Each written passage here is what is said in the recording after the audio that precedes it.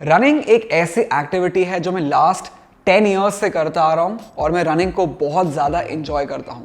साथ में रनिंग के कुछ फिजिकल बेनिफिट्स भी हैं जिनकी मैं प्रीवियस वीडियोस में बात कर चुका हूँ, जैसे कि हार्ट को हेल्दी रखना, लंग्स को स्ट्रॉन्ग बनाना, स्टैमिना बिल्डअप करना, मसल्स को टोन रखना और बॉडी को अच्छे शेप में रखना।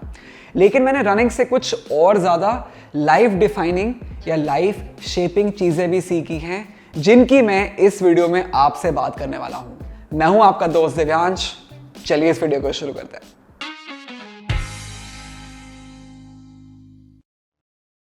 सबसे पहली लर्निंग जो मेरी रही है रनिंग के प्रोसेस के थ्रू वो है कंसिस्टेंसी और डिसिप्लिन की। तो जब मैं एकदम स्टार्ट कर रहा था रनिंग, तब फिजिकल लेवल पे मैं अपने पार्क के 5 राउंड भी नहीं भाग पाता था, मतलब अराउंड 1 किलोमीटर भी कवर नहीं कर पाता था, बहुत जल्दी थक जाता था। साथ में मैं एक और मिस्टेक करता था कि मैं बहुत ज़्यादा डिस्टेंस बहुत कम टाइम में कवर करने की कोशिश करता था, मतलब बहुत ज़्यादा पेस पे रनिंग करता था। फिर मेरे को ये मिस्टेक समझ में आई और मैं स्लो डाउन हुआ, लेकिन मैं consistently regularly day after day running करता गया और उसकी वजह से जो मेरा डिस्टेंस है वो 1 किलोमीटर से 5 किलोमीटर से 7 किलोमीटर से 10 किलोमीटर्स बढ़ता गया।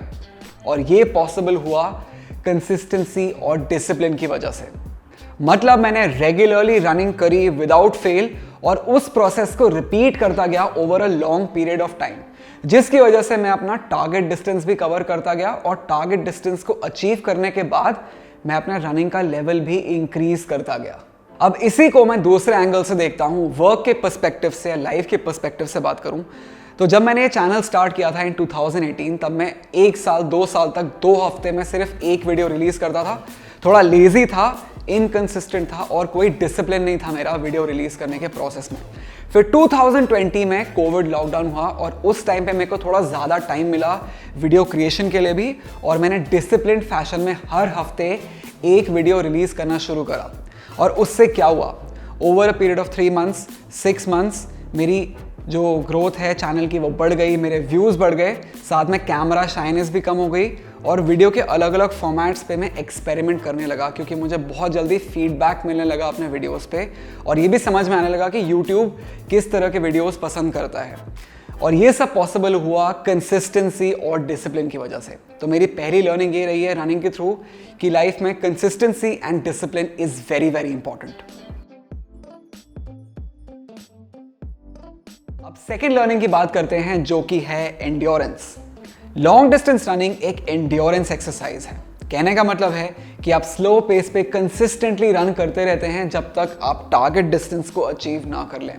सुनने में तो बहुत इजी लगता है, लेकिन फिजिकल लेवल पे बॉडी कॉन्स्टेंटली चैलेंज होती है ग्राउंड रिएक्शन फोर्स की वजह से, वेदर की वजह से, स्वेटिंग की वजह से, और मेंटल लेवल पे भी माइंड कंसिस्टेंटली चैलेंज होता रहता है फिजिकल पेन की वजह से।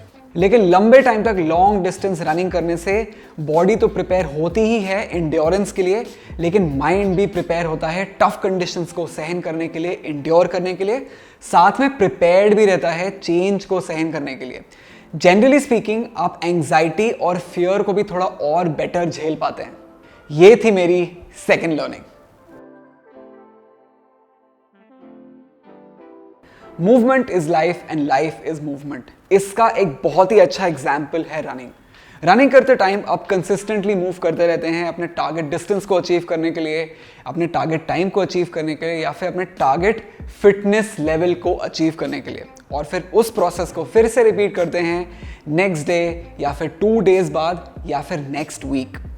इससे ये रियलाइज होता है ब्रॉडर लेवल पे कि लाइफ भी is all about movement. Life भी चलती रहती है consistently in all aspects. Somewhere down the line running ये रियलाइज करा देता है। साथ में रनिंग ये भी रियलाइज करा देता है कि अगर आप रुक जाते हैं इट मीन्स द एंड या फिर moving towards the and.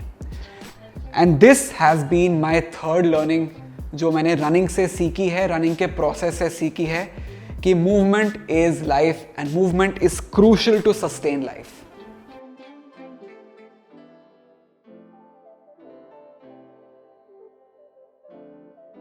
Fourth learning मेरी ये रही है कि physical health and mental health बहुत क्लोजली रिलेटेड हैं। अगर हम फिजिकली अनफिट हैं, बिल्कुल एक्सरसाइज नहीं करते हैं, हेल्दी खाते नहीं हैं, उससे हमारा मेंटल हेल्थ बहुत ही बुरी तरीके से अफेक्ट होता है। अगर मैं हार्मोनल लेवल पे बात करूं तो रनिंग का जो प्रोसेस है वो कुछ बहुत ही इंपॉर्टेंट हार्मोन्स को रिलीज करने में हेल्प करता है। उन बहुत सारे हार्मोन्स में से कुछ 2 इंपॉर्टेंट हार्मोन्स हैं एंडोर्फिन्स, जिन्हें हम हैप्पी हार्मोन्स भी बोलते हैं, और दूसरा हार्मोन है डोपामीन, जिसे हम फील गुड हार्मोन भी बोलते हैं। ये दोनों हार्मोन्स मिलके हमारा मूड भी ठीक रखते हैं, साथ में वो स्ट्रेस हार्मोन कॉर्टिसोल को भी बैलेंस आउट करते हैं। लेकिन अगर हम रेगुलरली एक्सरसाइज नहीं करते हैं, रनिंग नहीं करते हैं, या फिर इस प्रोसेस को बिल्कुल भी परस्यू नहीं करते हैं, उसकी वजह से इन हार्मोन्स का जो रिलीज प्रोसेस है वो रुक जाता है या फिर कम हो जाता है। और वर्क रिलेटेड स्ट्रेस की वजह से जो स्ट्रेस हार्मोन है कॉर्टिसोल, वो बैलेंस आउट नहीं होता और उससे हमारा मेंटल हेल्थ डायरेक्टली इफेक्ट होता है। और मेरी 5th और फाइनल लर्निंग जो रही है रनिंग के थ्रू वो ये है कि when you do what you love, आप उसको बहुत लंबे टाइम तक कर पाते हैं। 2008 में जब मैंने रनिंग स्टार्ट करी, I fell in love with it. उसके बाद मैं रुका नहीं, रेगुलरली रनिंग करता गया without realizing the fact that running के बहुत सारे मेंटल और फिजिकल बेनिफिट्स भी होते हैं। शायद सबकॉन्शियसली मेरे लिए वो इतना इंपॉर्टेंट नहीं था, क्योंकि मैं रनिंग के प्रोसेस को बहुत ज़्यादा एंजॉय करता था। उसी फिलॉसफी को मैं अपने काम में भी अप्लाई करने की कोशिश करता हूँ। मैं ट्राई करता हूँ कि मैं अपने काम के प्रोसेस को एंजॉय करूँ।